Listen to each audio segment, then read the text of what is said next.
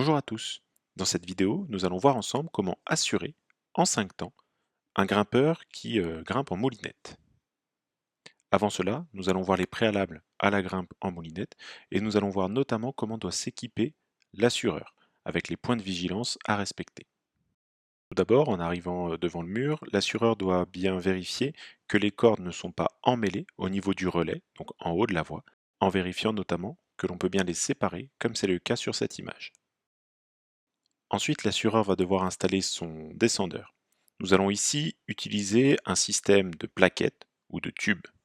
Ce dispositif est très utilisé en EPS.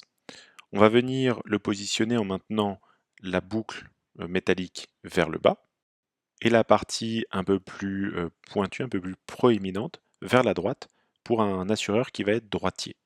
Cette partie proéminente qui va être le système de frein se caractérise aussi par les deux encoches en V que l'on peut voir sur le côté. À ce moment-là, on va prendre la corde côté assureur, on va venir la passer dans le descendeur en veillant bien à avoir la corde du bas qui passe dans le V, donc bien ici vers la droite. La corde qui ressort à gauche, elle, et qui va vers le haut, eh bien la partie qui est reliée au grimpeur et qui passe par le relais.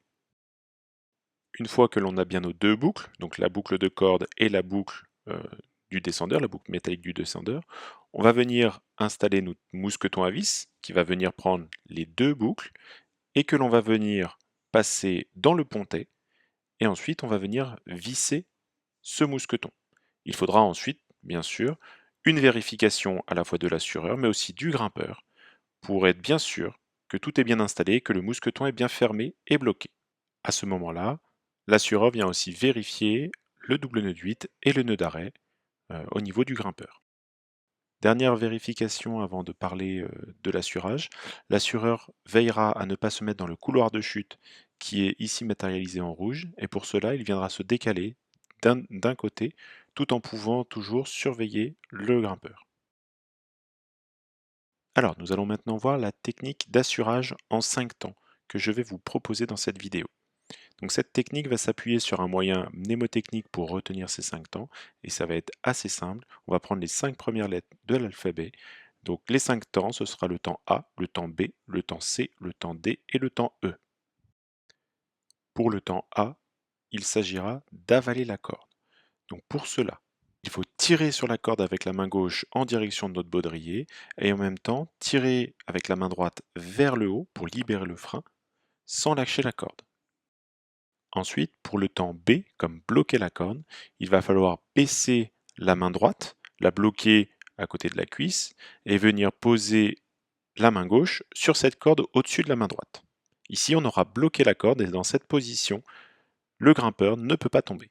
C'est une position de sécurité. Ensuite vient le temps C comme croiser les mains. Ici, ça va être un temps assez court où la main droite va venir se placer juste au-dessus de la main gauche, entre la main gauche et le descendeur, toujours sur la corde du bas. Ensuite, on passe au temps D comme décroiser les mains, et à ce moment-là, la main gauche va remonter sur la corde du haut pour se replacer dans sa position initiale. Enfin vient le dernier temps, le temps E, comme encore, il va falloir recommencer la manœuvre depuis le début. A, B, C, D et E. Si on reprend au ralenti les 3 premiers temps, donc A, on avale la corde, on tire avec la main gauche, on tire avec la main droite. B, on vient bloquer la corde, donc on bloque la corde en bas avec les deux mains. Et enfin, temps C, on vient croiser les mains. On récapitule tous ensemble, donc 5 temps, A comme avaler la corde, B comme bloquer la corde, C comme croiser les mains, D comme décroiser les mains, et E comme encore on recommence la manœuvre. Il faut faire attention à être vigilant, ne jamais lâcher la corde, et à part sur le temps A où on va venir avaler la corde, il y a toujours une main qui tient la corde sous la ceinture pour bloquer cette corde. Voilà, cette vidéo est maintenant terminée, j'espère qu'elle vous a plu. N'oubliez pas de vous abonner et de me suivre sur Instagram. A bientôt.